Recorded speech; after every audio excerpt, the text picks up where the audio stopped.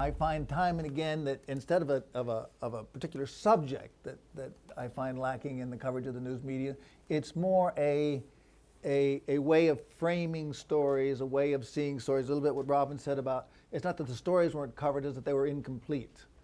And I find that happens not just at NPR, but in the general, in the mainstream news media and across the news media in general.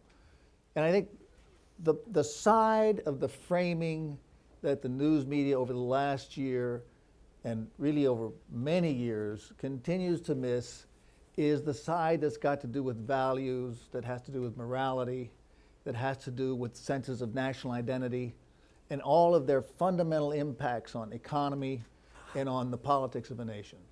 That we get caught up in covering the events, we get caught up in covering the numbers, and now we've become very data conscious, right? Without getting to these touchy-feely things that fundamentally are far more powerful than anything else. And I think that the immigration story, we know that immigration gets covered every day in the media, and yet I find what we don't see in the media is any kind of a fundamental reporting on the impact of immigration, not on immigrants, but on the country. The economic impact, the cultural impact, and the social impact. And really what really should matter to us more than anything is not what is happening just to immigrants themselves, and that's not to say it's not important, because it's terrifically important. I myself am an immigrant. But what is the impact on the country?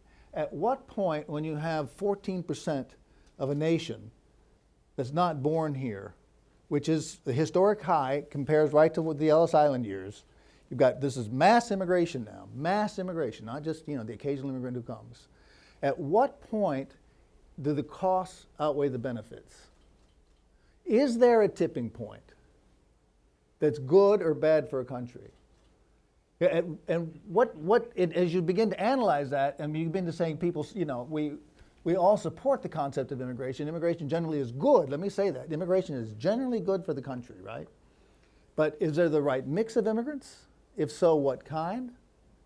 And so as we become more and more concerned with what are universal values, which are the individuals, and in this case specifically the immigrants, we become less and less concerned about national values. And what is best for the United States as a nation, or any other nation receiving great numbers of immigrants. There's so much we see in the news about Ferguson and on racism and so forth. And it's been, and clearly race still matters in America. Clearly it's a major issue. I live in Harlem, and I see the way young black men are victimized by the police and by what in New York was the stop and frisk policy. Clearly there is an issue there.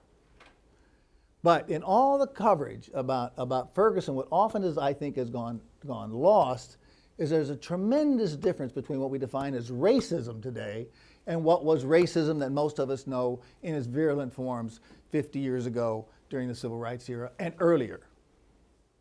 I mean, I know I sound like I've done lots of things, maybe that's a function of age, but I also grew up in the South, so I really know what the Jim Crow era of the South was like. That is not what you have today, clearly. And so in terms of what is happening with race, there is a tremendous generational difference, right? And there is a tremendous different way of framing it, even among blacks or among Hispanics, about what's happening with race in the United States. On violence. It really bothers me, I know it bothers almost all of us in this room, the way the 24-hour news cycle hammers on violence. We have become a nation of scaredy cats. We are all living in fear of some kind of violence going to happen in our lives, either locally or in the world.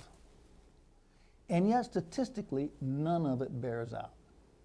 We are down to murder levels in the United States equivalent to what they were back during the Korean War years, the glorious 50s. This is nonsense, this concern that we have about violence. But it's driving, this great fascination with everybody having to have guns. This great thing about all this, stand your ground laws.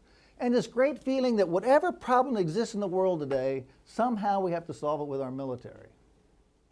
We have lost any sense of wisdom and of patience because we're so afraid. So what can we do about that? We all believe in freedom of the press here, but at what point can you begin to say, wait a minute, the media is the problem here, not the violence? So how do you address that and still maintain the kind of freedom of press issues? The least we could do is begin framing stories, right, saying that this is the exception and not the rule.